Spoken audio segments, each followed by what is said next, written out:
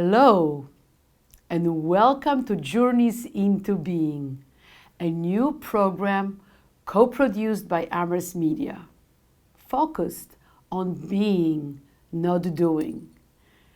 My name is Renata Sylvia Pienkawa, and I'm your host.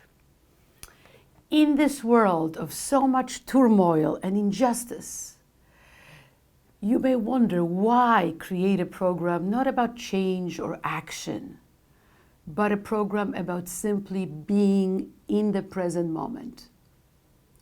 I believe we need both change and celebration, action and inaction, doing as well as being. And being is an art unto itself. In today's program, I'll interview a local educator, Dr. Albert Johnson-Mussad, who is a staff consultant in leadership and instruction at the Collaborative for Educational Services in Northampton. Albert's family came to the United States from Egypt. He lives with his husband Glenn in Greenfield, Massachusetts. He believes in co-creating educational and personal communities and spaces for all involved to thrive in. Please sit back and enjoy our third episode of Journeys into Being.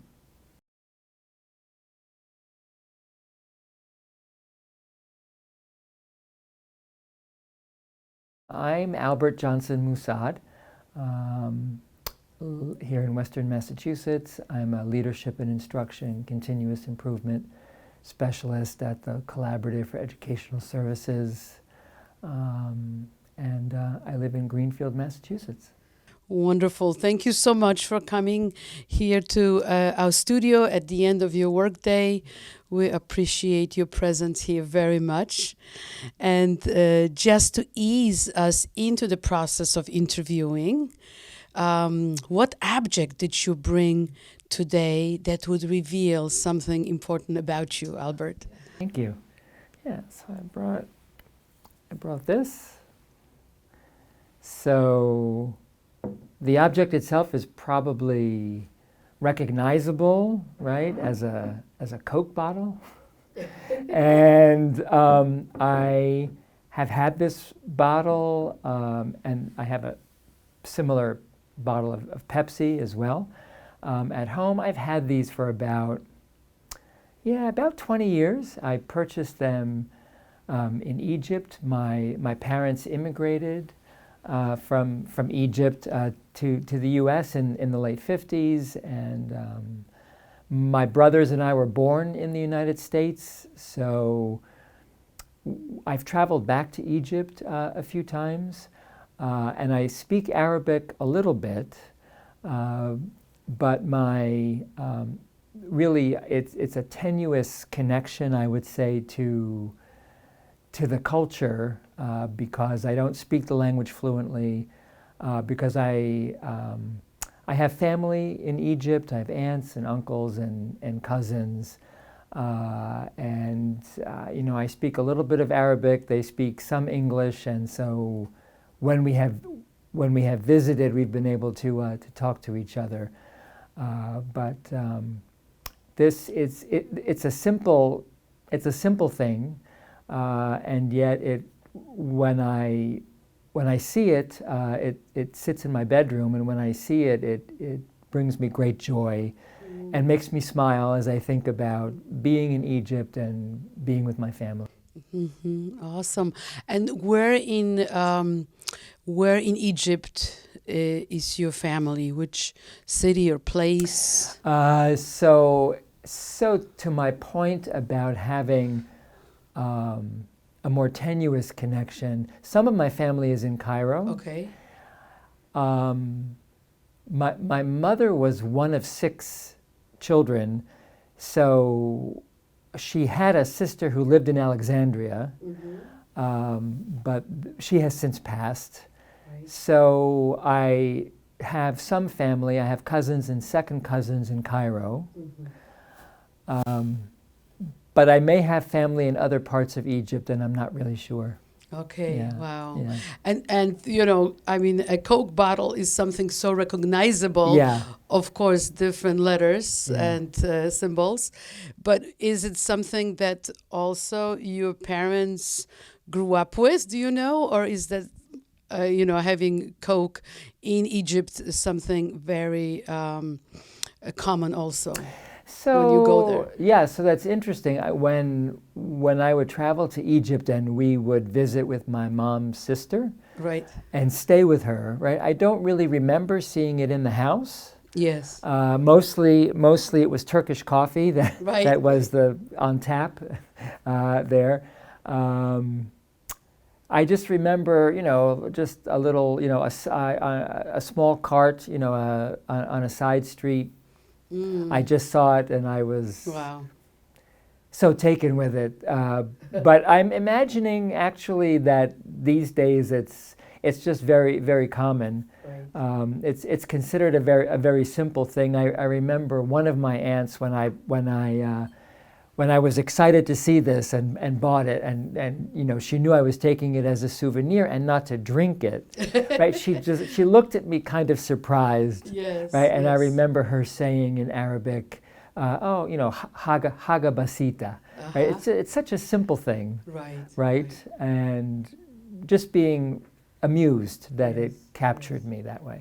Interesting. Yeah, Interesting. yeah. By the way, we're not being sponsored by Coca-Cola here. Correct. Okay.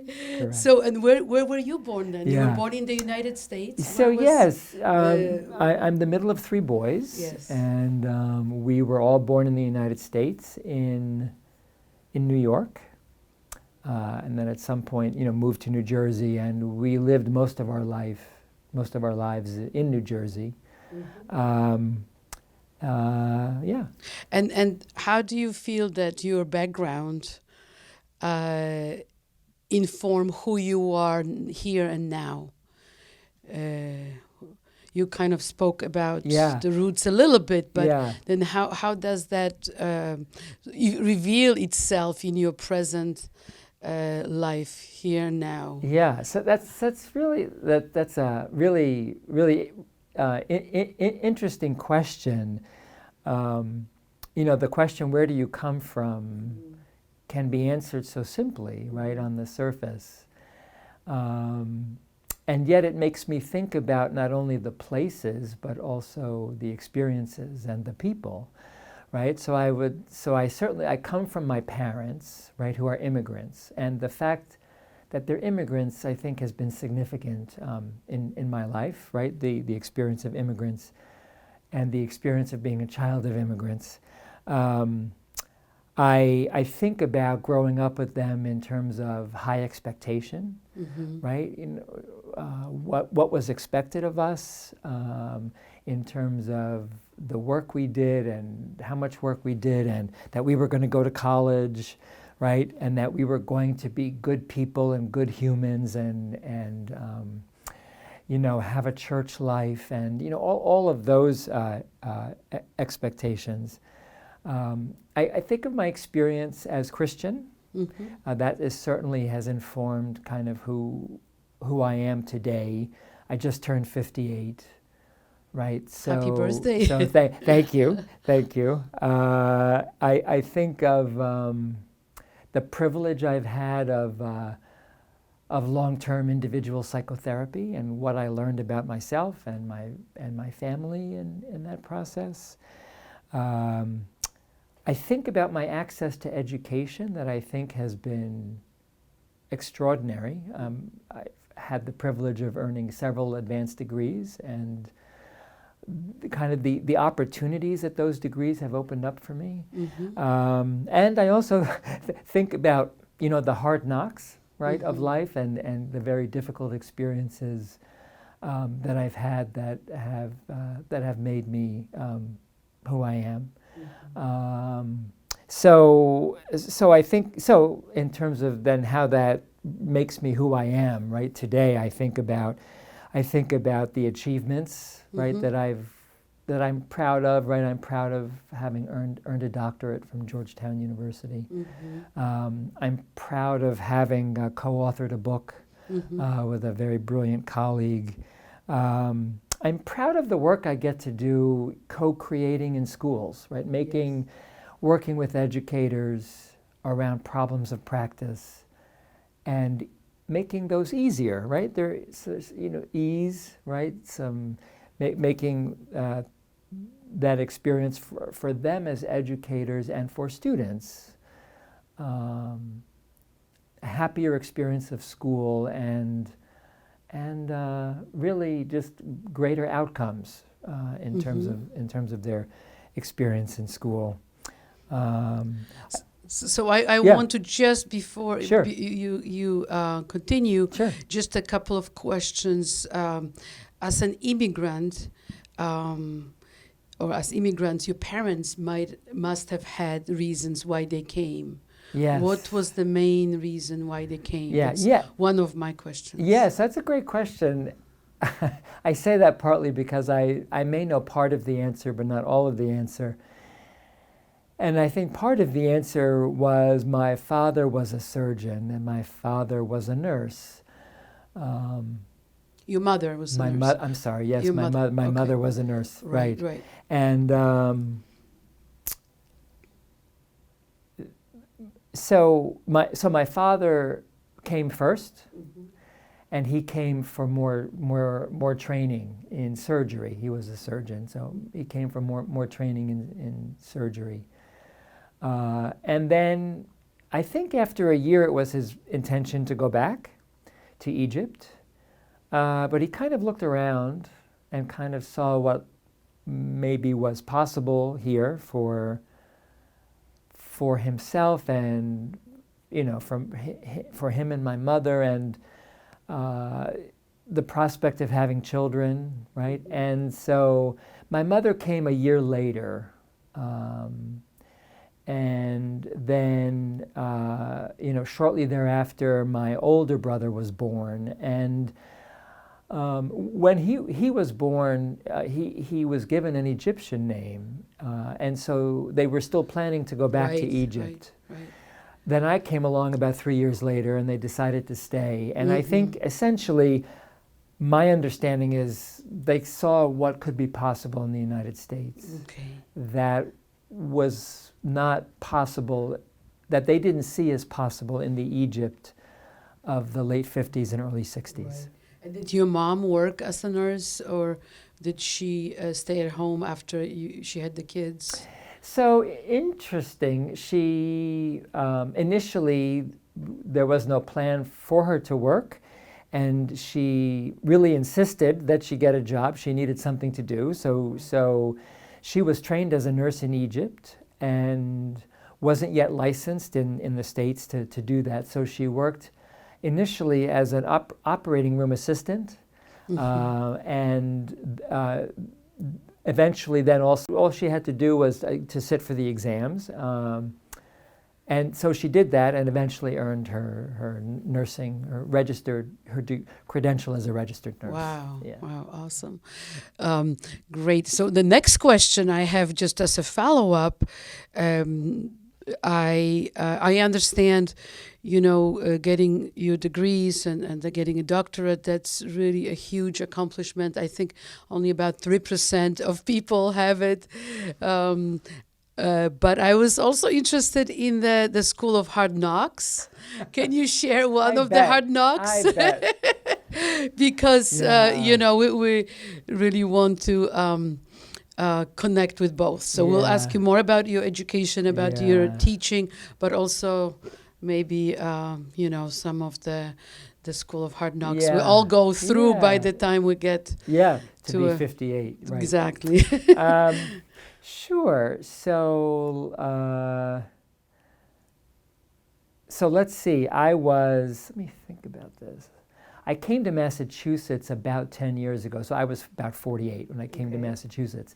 And I was single, right? And I had, and when I came to Massachusetts, right, in short order, kind of life came together, right? I was working part-time for the agency that, the Collaborative for Educational Services in Northampton that eventually offered me a full-time position. Yes. I was single, and shortly at a social event, I met Glenn, who's been my husband, right, for a few years now, but we've been a couple for almost 10 years.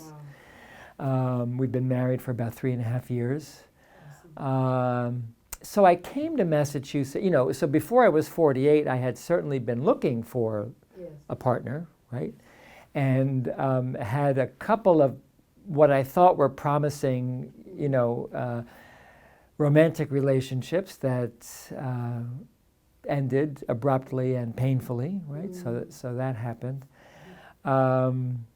I have been an educator for 34 years, and some of the journey to Massachusetts meant that I had a number of different positions, and some of them I left of my own accord, and some of them I left. It was not my choice to leave, right? The position was eliminated, or, I made mistakes that meant that it was time for me to leave, right? So, yes. so yes, definitely a few few curveballs there along right. the way. So really having left a couple of positions, I'm thinking two in particular that I loved. I was particularly sad, right, to have left a couple of school districts in New Jersey. So, and then in terms of health, right, I live with some health circumstances that at the moment are mostly well. I'm living well with them, but some of them really could change either the quality of my life or the length of it. So, there is Thank that. you. Yeah. Thank you so much, because you are such an example of a person who is really living, in my opinion, fully in so many ways, and yet it's important for our viewers to know that that doesn't mean that your life is without challenges. That's True. there are many challenges in your life, as it's in all our lives. So thank you for that. My next question has to do with, and maybe you will then talk about education more, or your teaching, or not. But my next question is, what's most essential to you in this life, here and now, and why? How would you answer that? So, I love this question, and the first thing that came to mind was curiosity. That I'm a person who tends to say yes because I'm easily intrigued. I'm easily, invited into something new. I am curious about the world. I'm curious about ideas. I'm curious about people. I think every gift has its challenges, but the great benefits of curiosity means that, I answered an ad on some website that I can't remember for a job that I think was a part-time job, and it turned out to be a part-time job that connected me to the Collaborative for Educational Services, which I knew nothing about collaboratives. I had no idea what they were and what they did. And I just said yes, and kind of one thing led to another, and almost 10 years of really some of the very most satisfying professionally and personally that experience of being there. I would say appreciation is essential in my life, appreciating people, friends, colleagues, appreciating educators who are doing their very best, and really seeing all of what is good in what they're doing, and lifting that up, and then helping to move forward, partnering to move forward. I think certainly my spiritual being I think as I, one of those hard knocks was at some point, because of my financial situation, it became apparent to me the right thing to do was to give up my apartment, to give up the place I was living.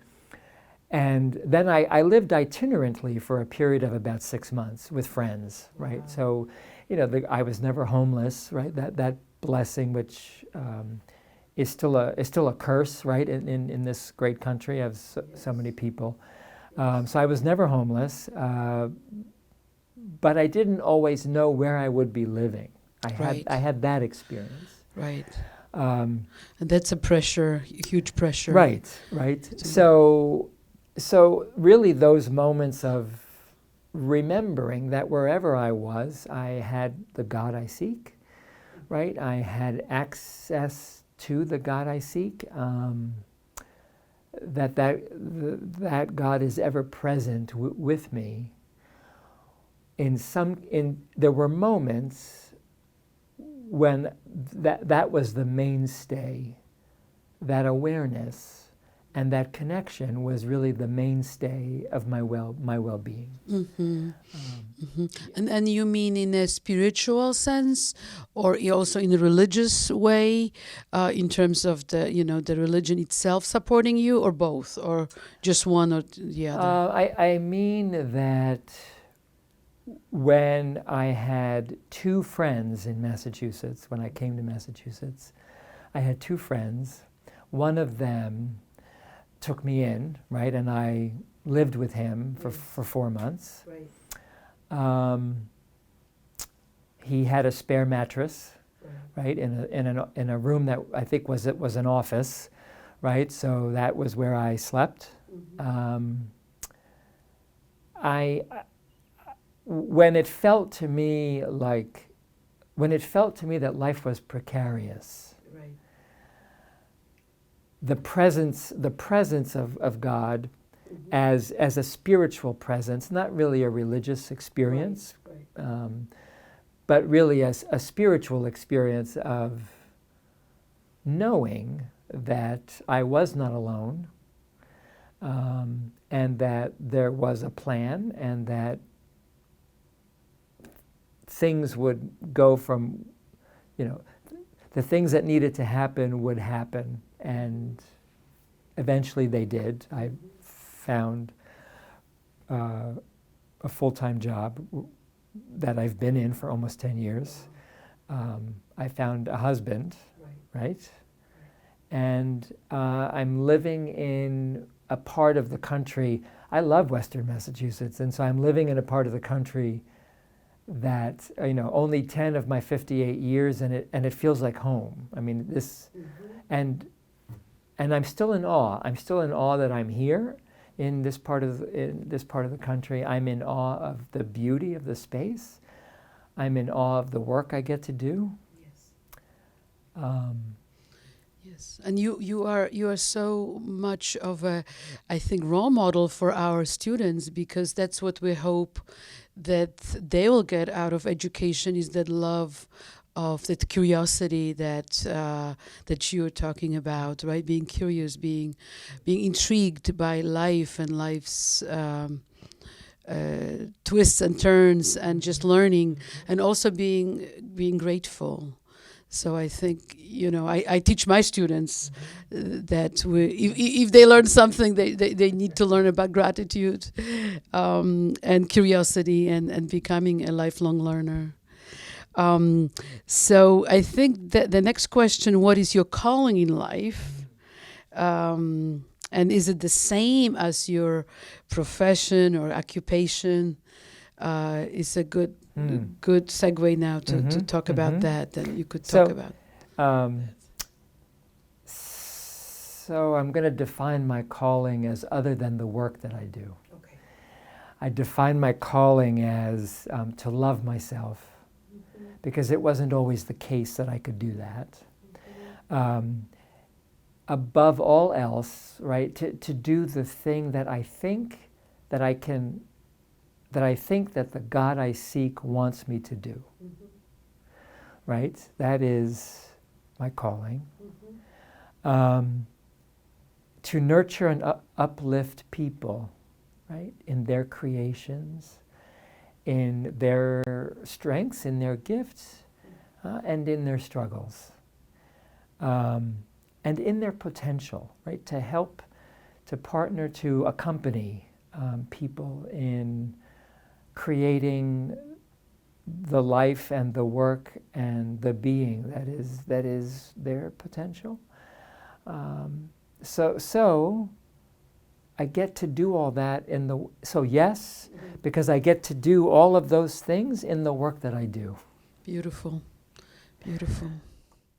So in other words, can you talk about how then you're being in life versus just doing, right? Because we're all under pressure to do so much, to make a living and work for money and take care of our apartments and houses and of our bodies and that there are just so many requirements of how we're supposed to be doing things.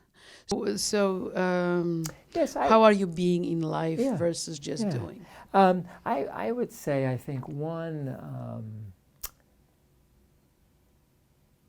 the way I start each day, it matters to me to start with my spiritual practice. And I think in the doing of that, right, to remember what I heard someone else say a long time ago, right, that we are not human beings living a spiritual life. We are spiritual beings in a human body. And so I start with some yoga. I start with, and just a few minutes, right? I don't have a big, long practice. But it centers me in my body, and it centers me in the one who, for me, is the source of all life. So a little bit of yoga, a little bit of spoken prayer, and then a little bit of contemplative prayer. And that's the beginning of the day for me. And that centers and grounds and anchors me in the biggest truth, right, is that the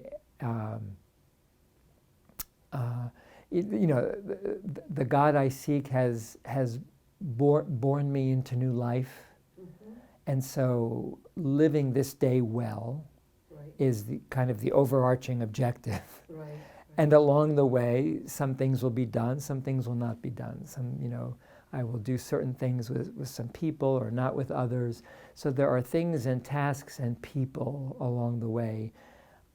If I can stay anchored to the big picture of what this day is about, which really means that in the course of each moment, right, I'm striving to notice, to check in, right, with the God I seek. What do you think? I mean, even little things. I'm going for a walk.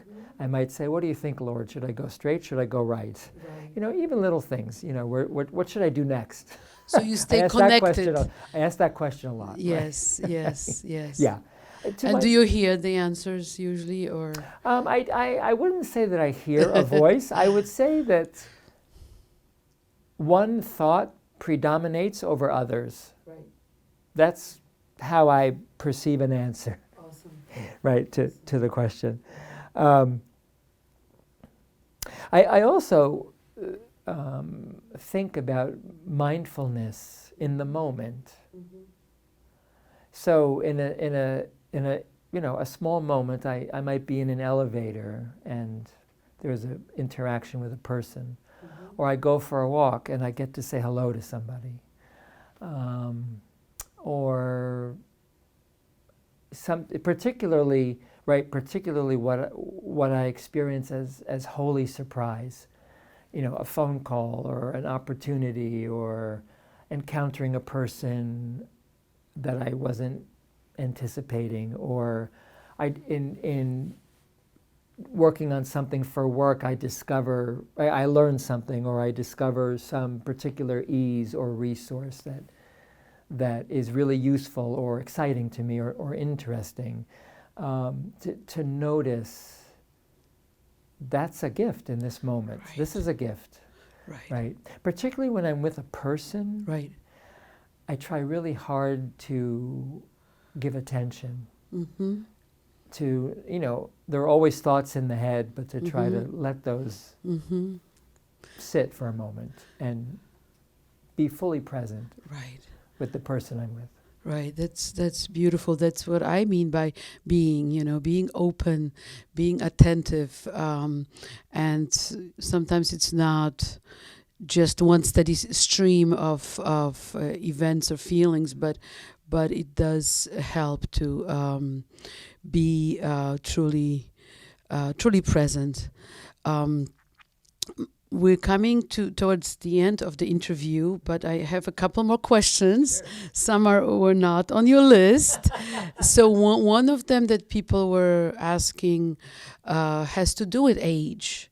As we enter our 50s and, well, for you late 50s and not 60s yet, how do you view aging in our youth-obsessed society? Or do you feel like in this part of the country it's not as much of a pressure to stay young and, look young? How do you view that? Well, I guess the blessing I have is that I am mostly very comfortable with the aging process. I notice, changes in my body. I notice ways that my mind, the way I think, the way I process information, has changed, which I think may partly be about aging and may partly be about, currently the insomnia is a companion in my life, so not really sleeping well, regularly. I have the opportunity to partner with reality. So the reality is that certain physical things, my lower back is more vulnerable, I've noticed, right? So I need to be more careful. When I open a window, I need to be more careful, right? And when I'm lifting something heavy. So there's certainly that piece. I think the other piece is appreciating what I know and particularly what I understand now, particularly in the work I do, right? That I get, the work that I do with educators is informed by 3 decades of this work. So there is wisdom that I've accumulated. And can appreciate and can offer in the right moment when it can be of help to someone else's journey. Awesome. Beautiful. Well, I did ask all my questions and more. Is there anything else you wish to talk about outside of these questions? Yeah, I was really thinking about,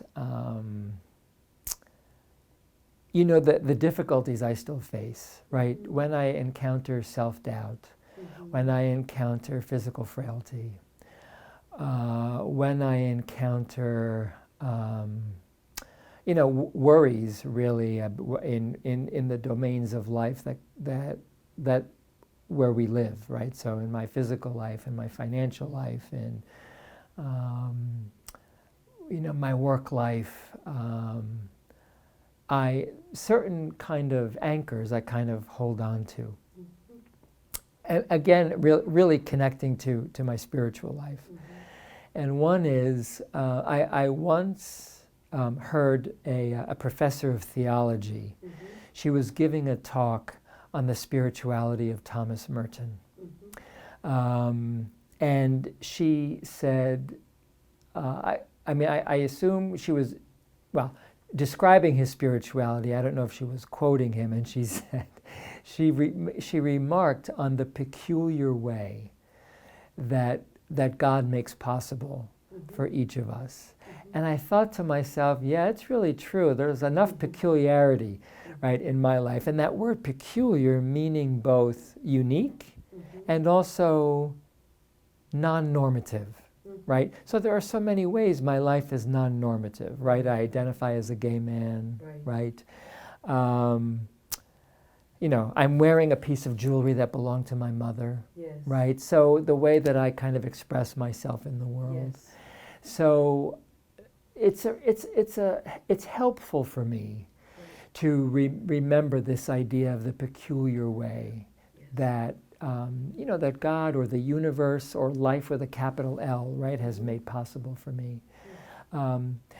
When I can find myself, you know, comparing myself to other people, and either, you know, and falling short, right, or, you know, the false hubris. Well, I have something better or something more, right? On either side of the comparison, it's a mistake, right? One, because of the peculiar way that you know, that God or the universe or spirit, right, or life has made possible, and that it's a helpful reminder to me that my particular path is my particular path, right, to walk. And I also remember that in all my peculiarities, in my shortcomings, and in my strengths and in my gifts, that the world needs me particularly for a particular purpose, right? So who I am with the whole package, the world needs me to be me exactly, right, who I am. I think I was looking this up online because this thought came to me. I read it somewhere that it's either attributed to the Talmud or attributed to a particular rabbi, that the day you were born was the day God decided that the world could not live without you, right? Could not exist. The world could not exist without you. And when I remember that, I think, okay, well, with all the ways that I struggle and all the ways that I'm odd,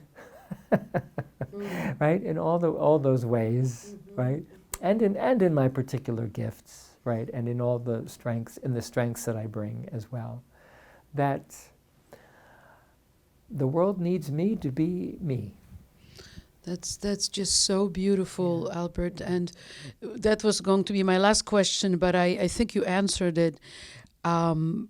What kind of advice would you give to our younger audience members, since we're both teachers, when they struggle with all the pressures and comparisons and stressors in our society? I think you just answered that, but is there anything else you would like to add for the young people who are struggling with what you and I and so many other elders of wisdom have struggled in the past, but feel much more at peace now? Well, the one thought is, to the degree that you can do it, avoid comparison. There is loss wherever you end up and wherever the other person or the other circumstance ends up on the side of the comparison. There's loss on both sides. So let go. Beautiful. Let go of comparison. I would say that much. Powerful. Yeah. Thank you so much. We feel honored you came and you spoke. Thank you. Thank you. Thank you so much for coming to our studio. My pleasure.